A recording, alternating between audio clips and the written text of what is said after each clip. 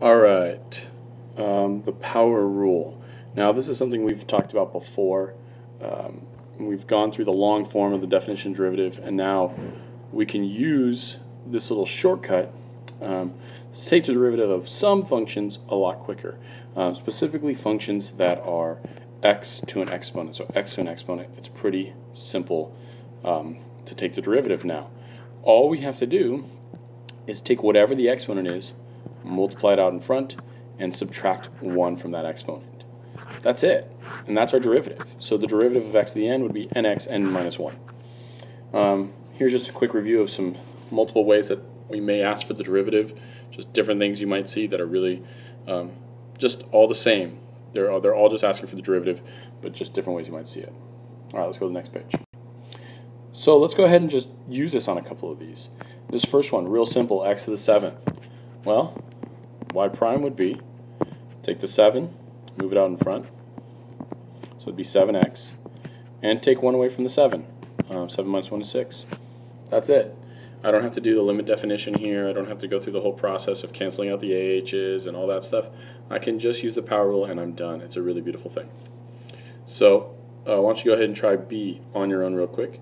Pause the video, give it a shot, and then unpause when you're ready to check your work.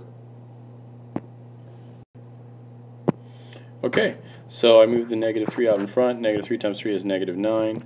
That's what I got, negative 9 here. I subtract 1 from the exponent. So even though it's negative 3, I'm still subtracting. And then you get x to the negative 4th. So you could write that as negative 9 over x 4th, because the negative just means it goes on the bottom. Alright, so what if we're looking at something that is a little bit more complicated of a function? This thing has several terms. Well, we're allowed to just evaluate each of these derivatives independently. So let me show you what I mean. I could say f prime x, then the derivative of f of x is going to be, well, 3 times 4 is 12. Subtract 1 from 3, it's x squared. And remember, this is kind of like having a little 1 up there. So 1 times negative 11 is still just negative 11. But when you subtract 1 from 1, you get 0. And x to the 0, well, anything 0 is just 1. So this is like saying 11 times 1. And down here, you got a negative 2 constant. What we've learned from our definition of the derivative, whenever we have a constant, it just cancels out. And that makes sense because the slope of a constant is always 0, because you get these flat lines that are always a 0 slope. So this just turns into a 0, so you can just kind of ignore it. And you're left with 12x squared minus 11. You don't even really need that 1 there. That's it. So pretty simple. You could do it each term and just work right on down the line. Alright, so here we got some fractions. Don't be scared though. Pretty simple, just same idea. So let's just kind of write out how it would look before we do it all in our heads. Wouldn't this just be 2/3 times 12 x to the 2/3 minus 1, and that's 7. That 7 is a constant, it's just going to turn to 0. So all we got to do now is simplify. Should be pretty straightforward. 2/3 of 12 is, well, if you don't see it right away, you just take a 3 out of that, you get a 1, take a 3 out of that, you get a 4, and you should see now that 2 times 4 is 8. So 2/3 of 12 is 8x. And what is 2/3 minus 1? Well, you could do the whole, get common denominator, so that would be like 3 over 3. So that would be like negative 1/3. Again, there's different ways to write this. You could write this as 8 over x to the 1/3, and really a fractional exponent is really like saying 8 to the 3rd root of x is really what that's like saying. So all three of these are actually fine. You may see your multiple choice answer written in any one of these forms, and so you just have to know how to find the one that matches your answer. Alright, let's go to the next page. Okay, so now we're just using a little bit different notation here, dy over dx. Same idea here.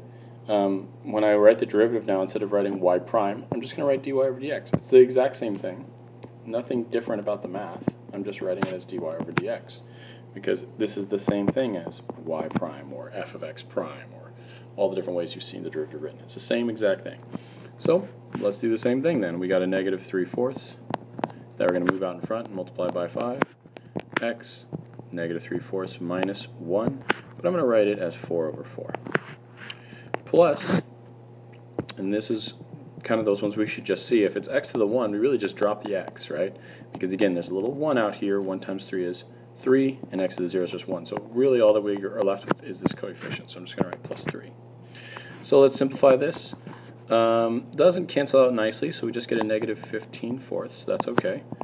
X. And negative 3/4 minus 4/4 is negative 7/4 plus 3. And again, that's dy over dx. Okay, so it's not the prettiest derivative, but it still works. It's still our function. Okay, so why don't you try part B on your own. Same idea. Just remember to use the dy over dx now instead of the y prime. Go ahead and give it a shot, and then maybe pause the video and then unpause it when you're ready to check your work. Okay, so negative 4 times 7 is negative 28. And if you subtract 1 from negative 4, you get negative 5. And then again, you just drop the x, you get a 7. So that's all there is to that one. Okay, a little bit different notation here. Now we're going to use the d over dx. Now when you do this, you're going to actually put the function like this on the numerator and write the dx on the bottom. You also, I'll do it for you on this next one, you also could just kind of write it like this. That implies the same thing. So these are the same form. You don't have to have this line written all the way across. You could just have it underneath just that first d. But what we're saying is the derivative of this over the derivative of x. That's what that notation literally means. And we'll get more into what dy means and dx means later. But this literally means the derivative of y over the derivative of x, or the change in y over the change in x, which is how we define slope. So it makes sense that that's what it would be. So let's go ahead and work out example 4a.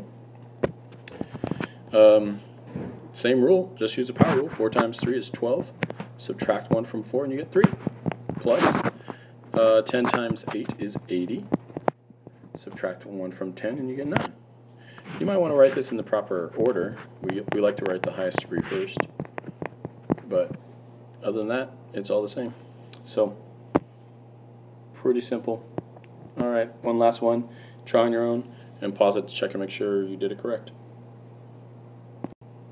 Okay, move the 3 out in front. You get 3x squared plus 2. Should be pretty simple now. I'll see you guys on the next video.